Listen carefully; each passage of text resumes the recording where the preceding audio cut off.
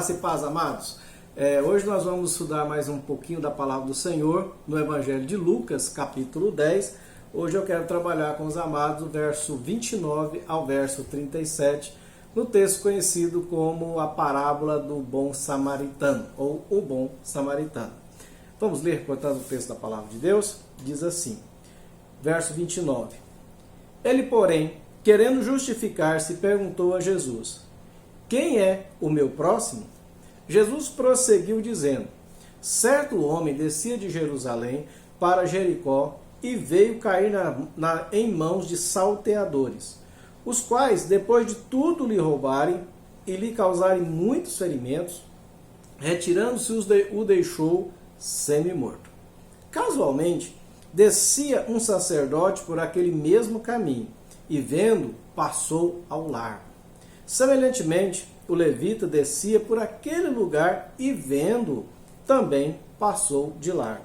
Certo samaritano, que seguiu o seu caminho, passou-lhe perto e, vendo, compadeceu-se dele. E, chegando-se, pesou-lhes os ferimentos, aplicou-lhes óleo e vinho, e colocou-o sobre o seu próprio animal, e levou a uma hospedaria e tratou dele. No dia seguinte, tirou 2 denários, e os entregou ao hospedeiro, dizendo: cuida deste homem, e se alguma coisa gastares a mais, eu te indenizarei quando voltar. Qual desses 3 te parece ter sido próximo do homem que caiu nas mãos dos salteadores?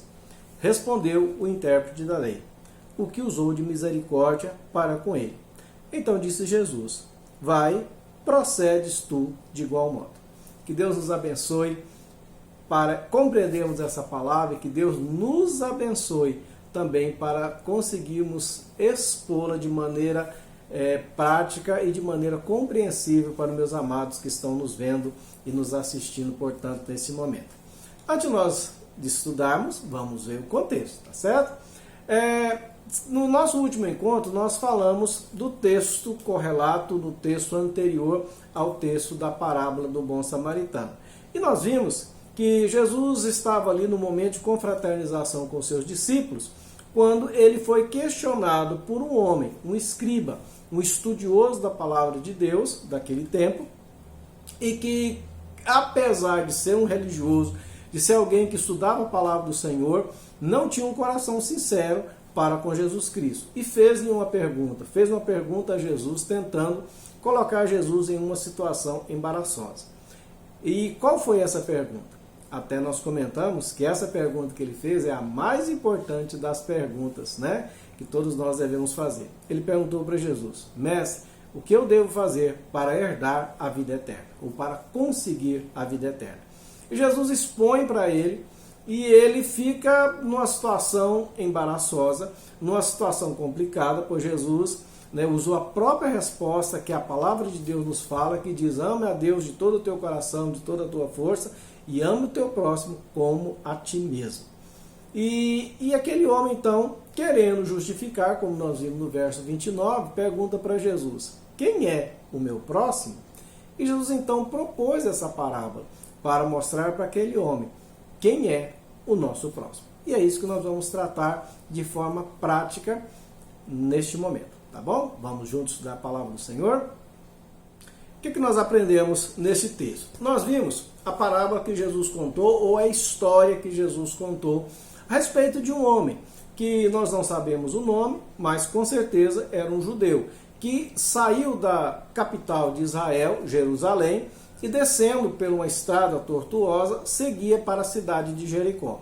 Naquele caminho solitário, deserto, montanhoso, cheio de lugares perigosos, ele foi alcançado por um grupo de homens perversos que o assaltaram. São salteadores, homens perversos que, não se contente em roubar os seus pertences, tiraram-lhe todas as suas roupas e ainda o feriram brutalmente através de de tremenda violência contra aquele homem, e o abandonaram à beira do caminho para que ele morresse. Deixaram ali, como diz a própria palavra, semi-morto. Naquele instante, aquele homem estava entre a vida e a morte, entre a consciência e a inconsciência. E ele percebe, descendo um homem, um sacerdote, um homem responsável por todo o ato de culto daquele tempo. E com certeza que aquele homem, no momento talvez de lucidez, possa até imaginar no seu coração: que bênção, lá vem um sacerdote, ele poderá me auxiliar. Mas aquele sacerdote, ele vendo aquela situação daquele homem, ele, ao invés de se aproximar, a Bíblia não explica quais foram as razões que ele não quis se aproximar, mas o texto deixa bem claro que ele vê aquele homem naquela situação de extrema necessidade de auxílio, e ele faz o quê? Atravessa para o outro lado da rua para passar o mais longe possível e segue a sua viagem. Não é problema meu. Depois vem um segundo homem, agora um escriba, um estudante da palavra, alguém que estudava a Bíblia, que ensinava a Bíblia. E novamente, quem sabe aquele homem semi-morto, ao avistar quem se aproximava, pode ter novamente surgido no seu coração a esperança: dessa vez alguém vai me ajudar. É um estudioso da palavra de Deus. Mas aquele escriba, ao ver aquele homem naquela situação, ele fez a mesma coisa que o sacerdote. Se afastou para o mais longe possível, do outro lado da estrada, contornou e seguiu o seu caminho. Certamente ele também pensou: não é problema meu. E depois, vindo um samaritano, que, para surpresa geral dos ouvintes de Jesus, era alguém que os judeus e os samaritanos não tinham uma boa convivência naquela época. Na verdade, eles se odiavam. Mas aquele samaritano, vendo aquele homem, não se preocupou se ele era um judeu, e com certeza ele entendeu que ele era um judeu.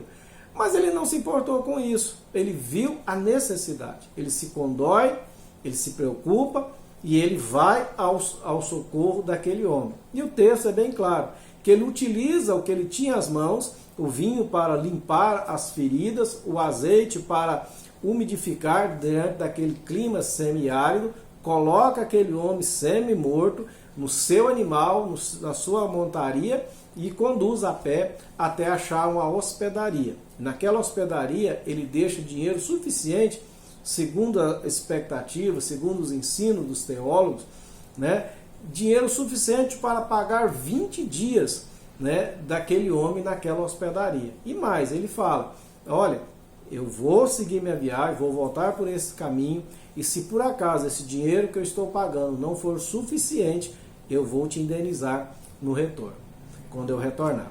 E aí, Jesus pergunta para aquele homem que fez a pergunta: quem é o meu próximo? E Jesus pergunta para ele: e aí, quem foi o próximo daquele homem acidentado? Aquele homem torturado? Aquele homem assaltado? Aquele homem que estava jogado para morrer à beira do caminho, totalmente necessitado?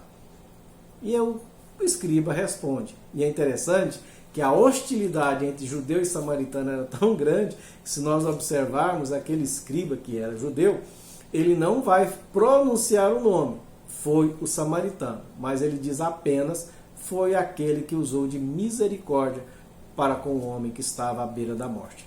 E Jesus tranquilamente então responde para ele: vai tu e fazes o mesmo. Antes de nós tirarmos lições desse texto, gostaria de explicar algo bem detalhado, bem claro. Aqui Jesus, quando ele fala: vai tu e faz o mesmo, esse ato de misericórdia, esse ato de amor, esse ato de amor fraternal, ele não está tratando do meio para a pessoa alcançar salvação. A pergunta primeira que esse escriba fez foi: mestre, que hei de fazer para herdar a vida eterna? E naquele outro estudo, você pode acessar no nosso link, no histórico do nosso link, e rever o programa, nós explicamos que a pergunta foi correta, e quando Jesus mostra o padrão que Deus exige para sermos salvos, a segunda pergunta que esse homem deveria ter feito era: Senhor, eu não consigo. Gerar um desespero e ele se voltar para Jesus. Agora, ele não pergunta como eu vou fazer para ser salvo. Ele pergunta quem é o meu próximo, a quem eu devo amar, a quem eu devo auxiliar, a quem eu devo demonstrar amor e atenção quando se colocar diante de mim como alguém necessitado. E Jesus então explica para ele que o próximo, que a pessoa que eu devo auxiliar quando eu encontrar alguém com um problema, não é somente os meus familiares, não é somente o meu amigo, mas é a pessoa que estiver no meu caminho. Não importa se ele seja amigo ou inimigo. Não importa se ele seja judeu ou samaritano. O importante é que é alguém que precisa do meu auxílio. Então Jesus está respondendo a isso. A maneira como que nós devemos exercitar de forma verdadeira o amor fraternal. Certo? Então, fazendo essas explicações, vamos tirar algumas lições desse texto para as nossas vidas. Bom, a primeira lição que eu gostaria de tirar desse texto é onde nós aprendemos e somos exortados e até alertados sobre o quão é difícil encontrarmos o verdadeiro amor fraternal. O quão é difícil encontrarmos pessoas que estão dispostas a viver o amor fraterno. Ao contrário, nós encontramos muitas pessoas que não estão nem um pouco se importando na necessidade da pessoa. Por exemplo, quem são os personagens dessa história narrada por Jesus Cristo?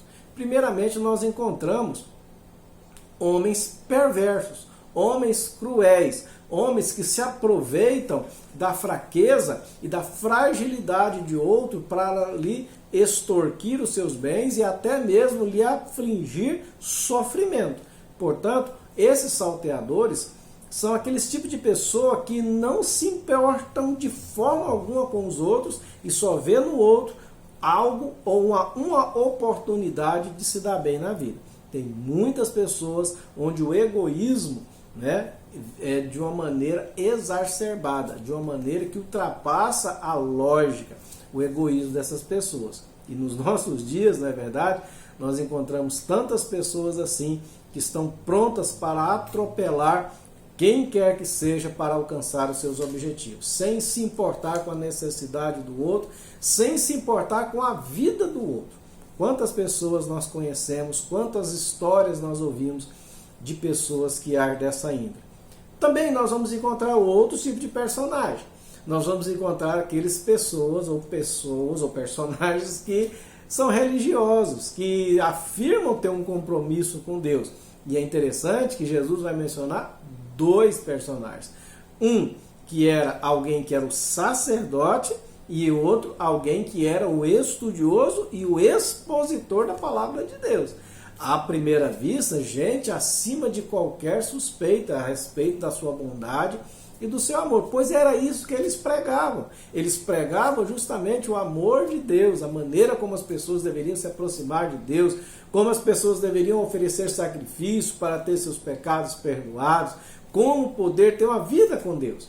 Mas como nós percebemos, esses religiosos eram apenas pessoas que viviam a sua religião de mente, não de ação.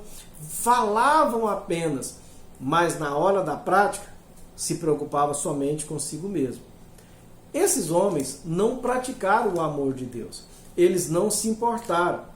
Muitas pessoas nos nossos dias também vivem essa mesma realidade. Acha ou imagina que a pessoa que está sofrendo, a pessoa que foi acometida de uma injustiça muito grande, algumas pessoas chegam a imaginar que essa pessoa deve ter feito alguma coisa por merecer isso. Se ele está vivendo essa situação, Deus deve estar tratando alguma coisa na vida dele. Não é problema meu, não tenho nada a ver com isso. Meu negócio é eu e Deus. Deus sabe da minha sinceridade, não me importo com o sofrimento do outro. Quantas pessoas nós conhecemos? Quantas pessoas que afirmam conhecer a Deus, servir a Deus, mas não se dispõem a viver de fato o amor de Deus, a externar de forma prática o amor de Deus para as pessoas necessitadas em seu caminho. E aí nós encontramos alguém, um samaritano, alguém que não era daquela terra, não era daquela região, era de outra cidade, de outra região, de outro estado, mas estava cuidando dos seus negócios. A palavra de Deus não fala que ele era religioso ou deixava de ser religioso, mas as suas práticas demonstram que ele tinha amor por Deus, pois nós devemos demonstrar amor a Deus, que nós afirmamos com os nossos lábios, de forma prática, amando aqueles que foram criados à imagem e semelhança de Deus. O apóstolo João nos fala isso na sua carta de forma muito clara. Se dissermos que amamos a Deus, mas desprezamos e odiamos o nosso próximo, nós somos, na verdade, pessoas que não agimos com a verdade. Ou seja, somos pessoas mentirosas. Pois se amamos a Deus de fato e de verdade, nós vamos amar o nosso próximo como a nós mesmos. E esse samaritano, ele exerce isso. Só que esse amor dele é um amor bem interessante, pois é um amor que vai além das palavras. Mas a primeira lição que eu quero deixar com os amados é justamente essa. O quão raro é encontrarmos pessoas dispostas a viver ou a praticarem o verdadeiro amor. E dentro dessa realidade é importante nós lembrarmos que tanto aquela pessoa cruel, perversa, extremamente egoísta, que infringiu maldade, dor, sofrimento num ser inocente, um ser que não tinha nada a ver com isso, porque esse homem deixado de semi-morto, é tão ruim quanto ou aqueles que afirmam ser religiosos, que teriam condição de fazer alguma coisa em benefício daquele semi-morto, mas não fizeram. Tanto os que praticaram a maldade, como aqueles que tiveram a oportunidade de fazer o bem e não fizeram, são perversos e ruins da mesma intensidade diante de Deus. Isso é algo interessante nós nos lembrarmos, que a palavra do Senhor nos alerta que fazer o mal é pecado, mas ter a oportunidade de fazer o bem e não fazermos, também cometemos pecado. Tanto está errado fazer a maldade, quanto está errado ter a oportunidade de fazer o bem e se recusar, né, por a justificativa que for, não se importar, não se interessar, não estender a mão ao necessitado que está no nosso caminho. Essa é a nossa primeira lição. A ausência ou a escassez do verdadeiro amor fraternal. Vamos agora para a nossa segunda lição que eu gostaria de tirar desse texto. Queridos, a segunda lição que esse texto nos apresenta é justamente nós entendermos quem são as pessoas que nós devemos demonstrar ou exercitar o amor fraternal. E é bem claro o texto aqui, né? Nós vimos que nós devemos demonstrar o amor fraternal, o amor cristão, o amor de Deus, para aquelas pessoas que são colocadas no nosso caminho, que na nossa caminhada, na estrada da vida, nós vamos encontrar, né? Nós vamos deparar com situações de necessidade.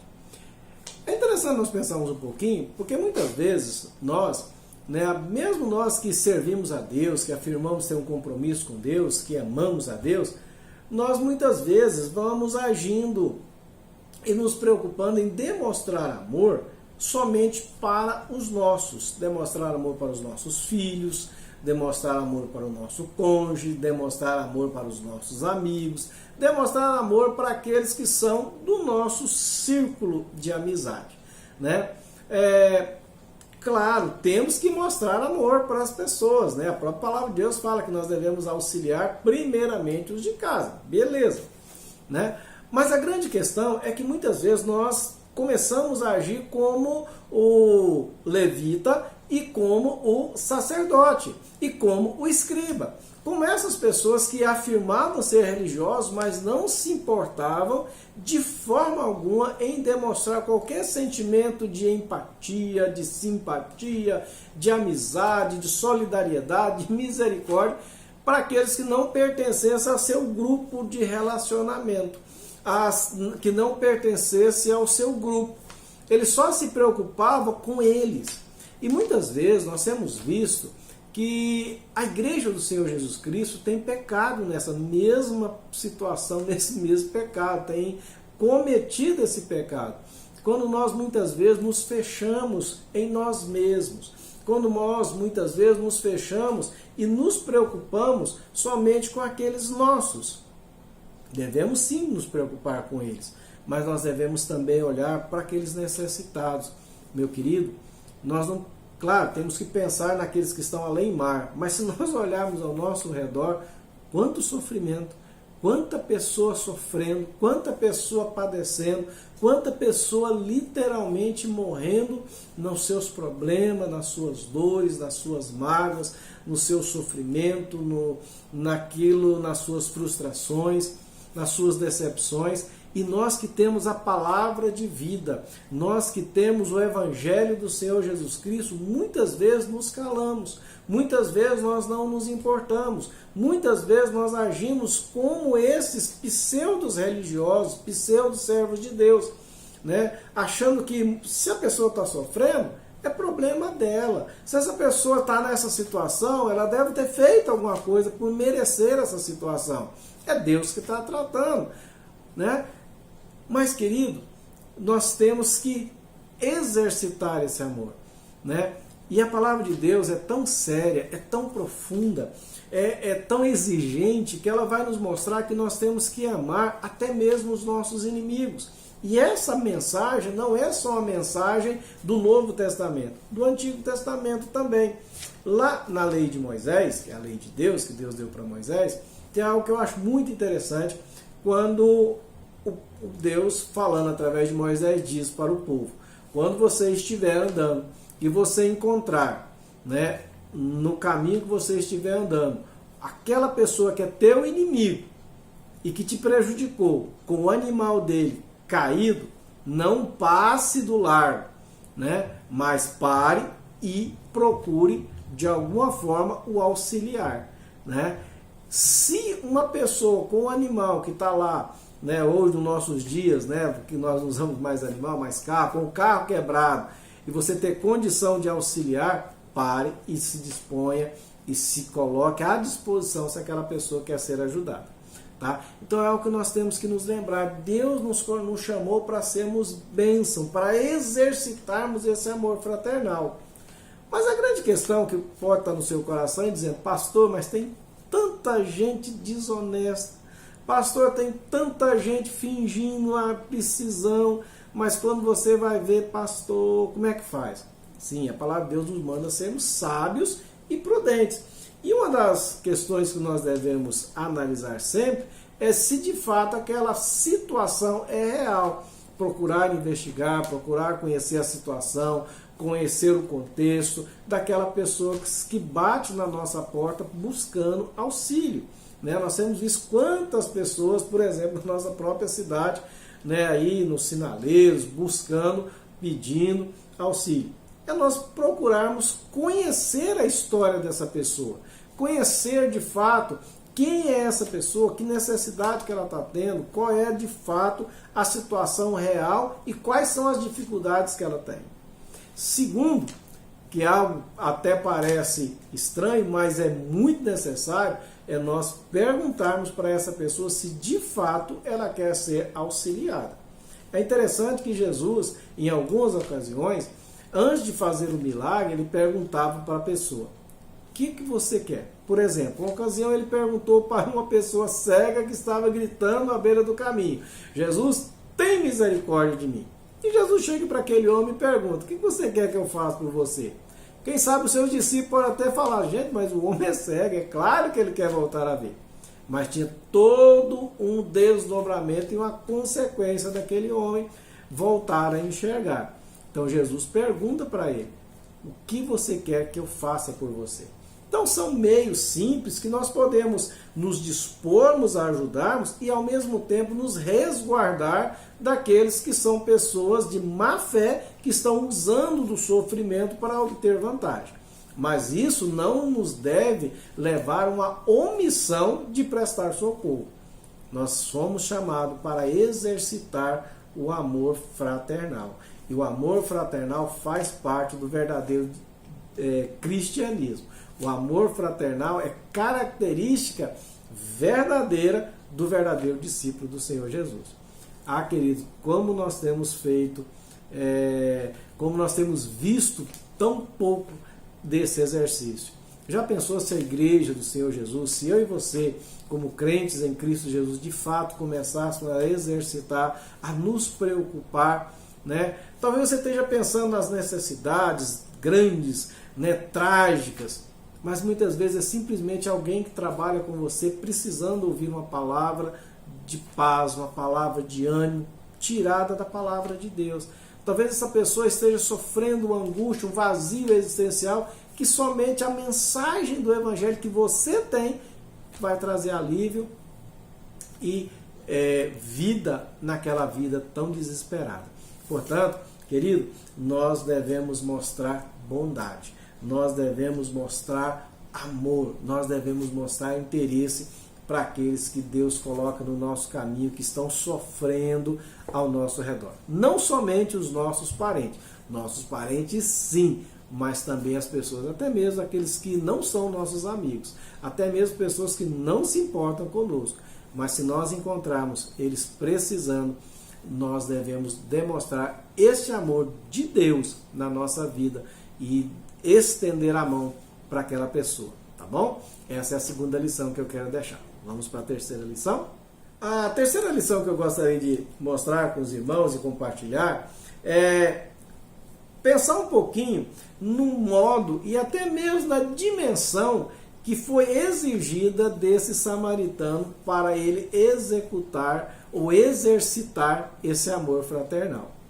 Muitas vezes, ao deparar com o sofrimento, nós até podemos, diferentemente daqueles religiosos que passaram ao largo, nós até podemos parar diante daquela situação de dor, de sofrimento, de miséria e nos condoermos, sentir um peso no nosso coração, até mesmo chorarmos, né? E ficarmos, puxa vida, estraguei meu dia hoje, nossa, eu vi uma cena ali, vi alguém tão necessitado, meu Deus.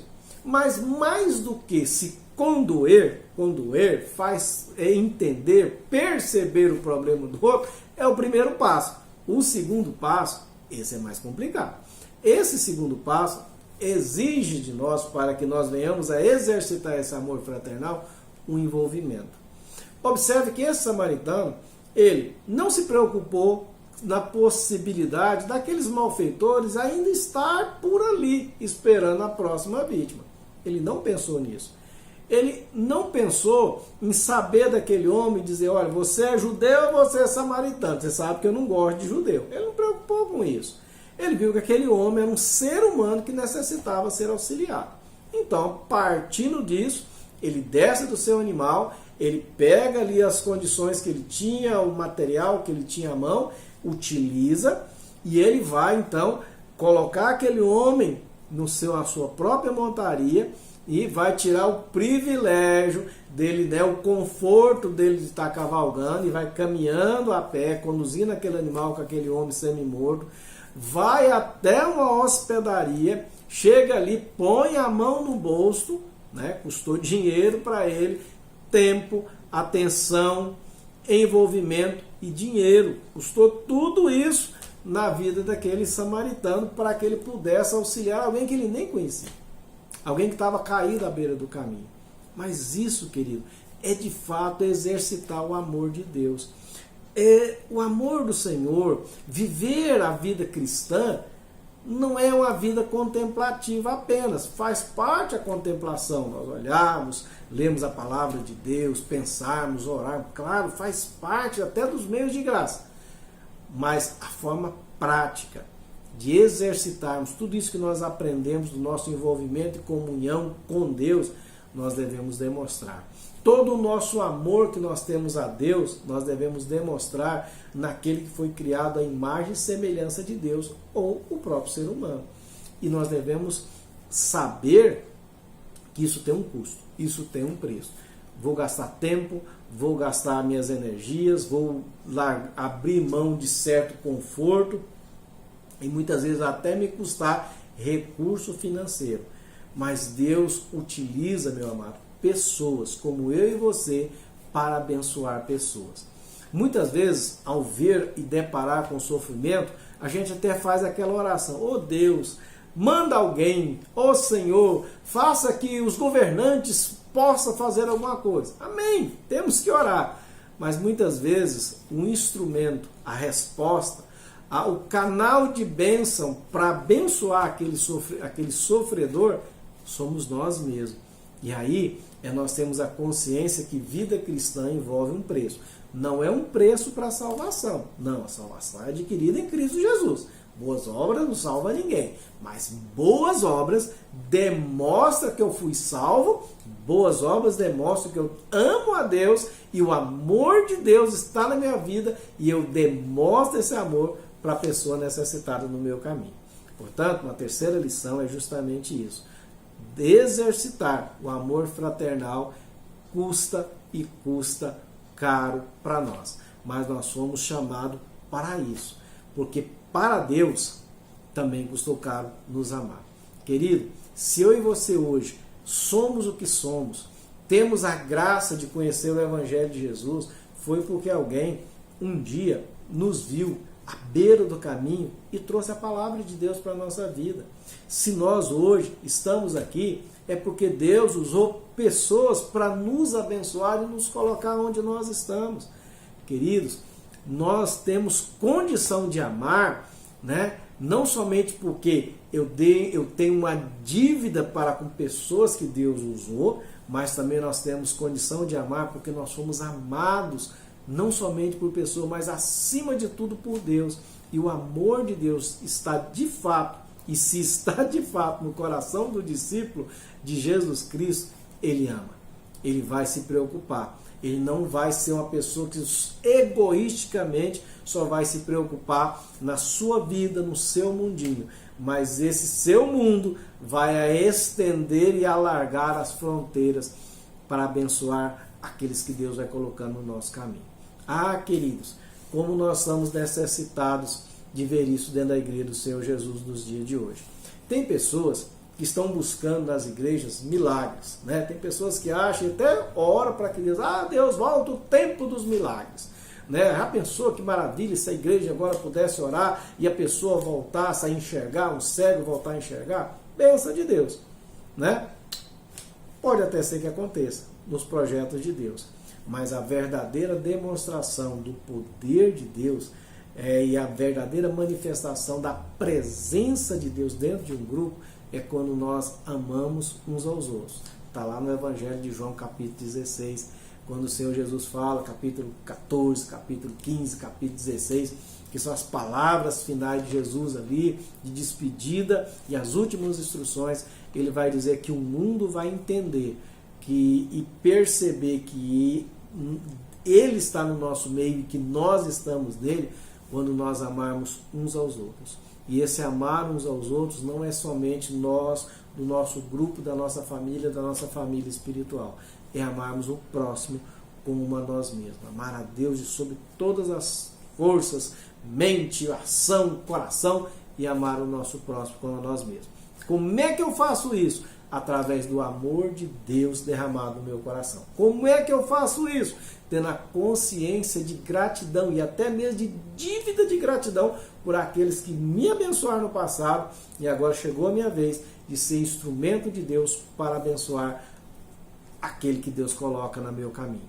É entender que o verdadeiro discípulo do Senhor Jesus, ele literalmente, ele põe a mão na massa e se envolve com o sofrimento. Nós não podemos passar ao largo, queridos. Nós não podemos passar por longe, né, e achar que Deus toma conta. Deus toma conta, só que Ele usa pessoas para abençoar pessoas. Ele usa eu e você, Igreja do Senhor Jesus, para abençoar. A Igreja do Senhor Jesus foi chamada para ser sal e luz nesse mundo.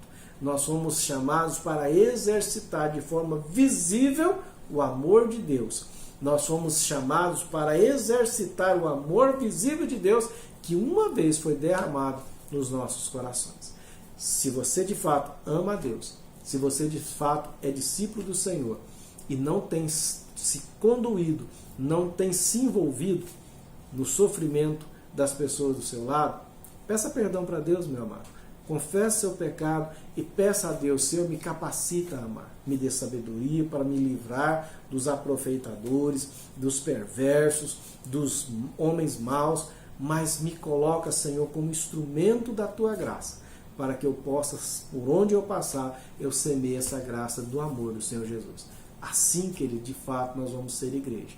Milagres é importante, mas o maior milagre é nós demonstrarmos amor indistintamente para aqueles que estão colocados no nosso caminho.